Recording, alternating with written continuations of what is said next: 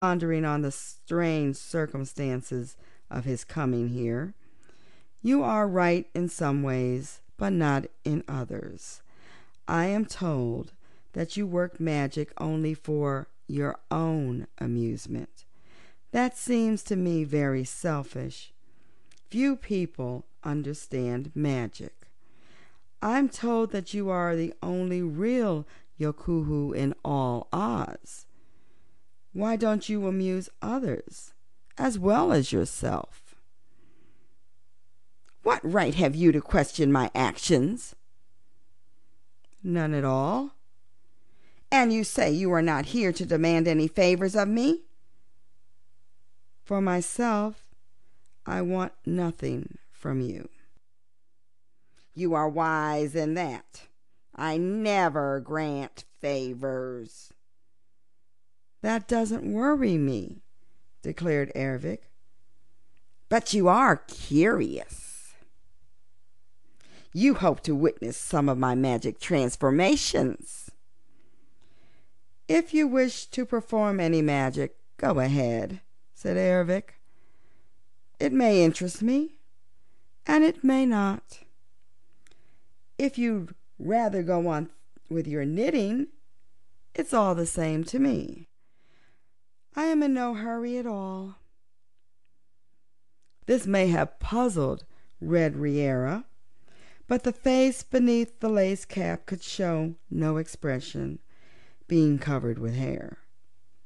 Perhaps in all her career the Yokuhu had never been visited by anyone who, like this young man, asked for nothing, expected nothing, and had no reason for coming except curiosity. This attitude practically disarmed the witch, and she began to regard the skeezer in a more friendly way.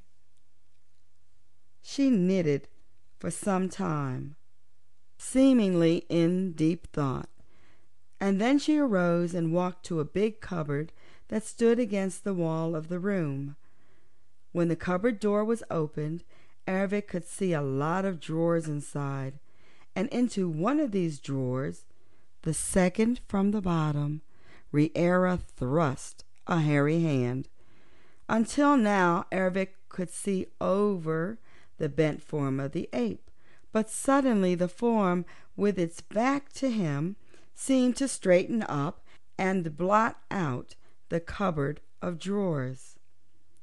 The ape had changed to the form of a woman dressed in a pretty Gilligan costume, and when she turned around he saw that it was a young woman whose face was quite attractive. "Do you like me better this way?" Riera inquired with a smile.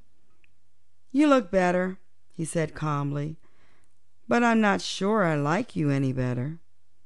She laughed, saying, "During the heat of the day, I like to be an ape, for an ape doesn't wear any clothes to speak of.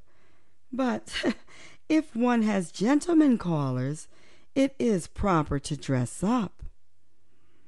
Erivc noticed her right hand was closed, as if it held something. She shut the cupboard door, bent over the crocodile, and in a moment the creature had changed to a red wolf. It was not pretty, even now, and the wolf crouched beside its mistress as a dog might have done. Its teeth looked as dangerous as had those of the crocodile. Next, the Yokuhu went about touching all the lizards and toads, and at her touch they became kittens. The rats she changed into chipmunks. Now the only horrid creatures remaining were the 4 great spiders, which hid themselves behind their thick webs. "There!" Riera cried. "Now my cottage presents a more comfortable appearance.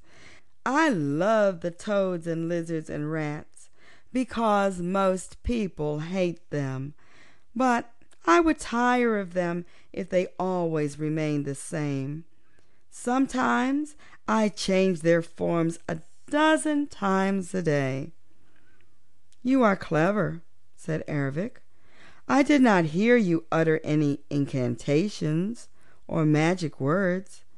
All you did was to touch the creatures." "Oh, do you think so?" she replied. "Well, touch them yourself if you like, and see if you can change their forms." "No," said the Skeezer. "I don't understand magic, and if I did, I would not try to imitate your skill. You're a wonderful Yokuhu, while I am only a common Skeezer." This confession seemed to please Riera, who liked to have her witchcraft appreciated. "Will you go away now?" she asked. "I prefer to be alone." "I prefer to stay here," said Erivc. "In another person's home, where you are not wanted?" "Yes." "Is not your curiosity satisfied?" demanded Riera with a smile. "I don't know. Is there anything else you can do?" "Many things. But why should I exhibit my powers to a stranger?" "I can think of no reason at all," he replied. She looked at him curiously. "You want no power for yourself, you say, and you're too stupid to be able to steal my secrets. This isn't a pretty cottage, while outside are sunshine, broad prairies, and beautiful wildflowers, yet you insist on sitting on that bench and annoying me with your unwelcome presence. What have you in that kettle?" "3 fish," he answered readily. "Where did you get them?" "I caught them in the lake of the Skeezers." "What do you intend to do with the fish?" "I shall carry them to a home of a friend of mine who has 3 children. The children will love to have the fish as pets." She came over to the bench and looked into the kettle where the 3 fish were swimming quietly in the water. "They're pretty," said Riera. "Let me transform them into something else." "No," objected the Skeezer. "I love to transform things. It's interesting, and I've never transformed any fish in all my life." "Let them alone," said Erivc. "What shapes would you prefer to have?" "I can make them turtles, or cute little seahorses, or I could make them piglets, or rabbits, or guinea pigs, or if you like, I can make chickens of them, or eagles, or blue jays." "Let them alone," repeated Erivc.